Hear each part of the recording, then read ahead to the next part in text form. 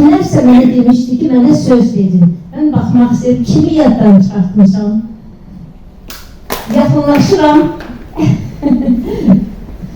Cəvahir, deyirsən, sən söz demək istəyirsən.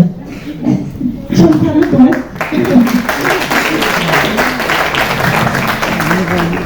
Bizim tədbirimiz bir gözəl üz görmək istəyir. Hamısı gözəldir, amma sən də bir başqa cür gözəlsən. Çok teşekkür ederim Selamet Hanım. Bugün sizin yeni kitabın duygulan günüdür. Ben eminim ki o da o bir kitaplar gibi sevilecek, sayılacak, seçilecek ve oradan da yeni kahramanlar gelecek. Ve ben burada eğleşen her bir kesin minnettarlığını bildiriyorum. Bugün bizim Selamet anamızın bir güzel, muhteşem ve müteber bir tedbirinde siz de varsınız. Ben Selamet Hanım'a teşekkürümü bildirmeyi istedim. Sular Ansamblı'nda yarattığına göre.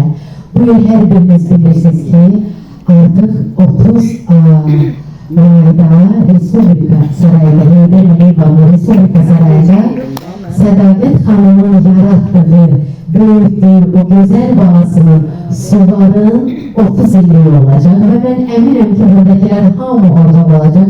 Sizleri seve gözleyeceğiz. Selamet Hanım ilk önce o suların 30 illiğini ve ben sizi tebrik etmek istedim. Sizin bağınızın jubileyini tebrik ederim.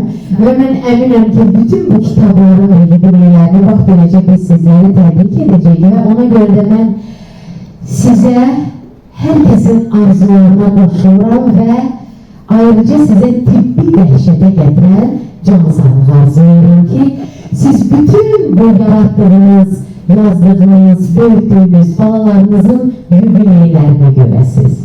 Ve bir gürültü alkışlar gelsin Selamet Hanım. Biz sizi çok seviyoruz. Ne yaxşı ki varsınız ve ben ilk sulara gelende ilk bir ana dil mühendisiyle gelmişim. O benim bu senetimde vizit kartım oldu ve ben buna göre size hakikaten değerli minnettarlığımı bildirdim. Çünkü o kelimelerle ben bu halde sevildim, minnettarım size ve demek istedim Zigafari yaptı, ziho, lezgiç anam, alamat koy. Hatun batal i aşağında, vur adam soğuk, karadında. Zigafari yaptı ziho, lezgiç anam, alamat koy. Hatun batal i aşağında, vur adam soğuk, karadında. Hatun batal i aşağında,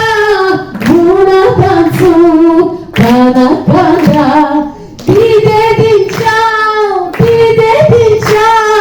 çal zifayı, bir dedin çal,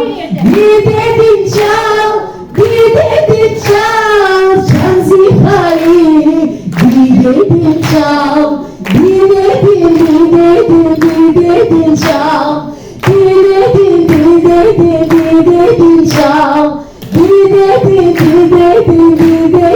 çal.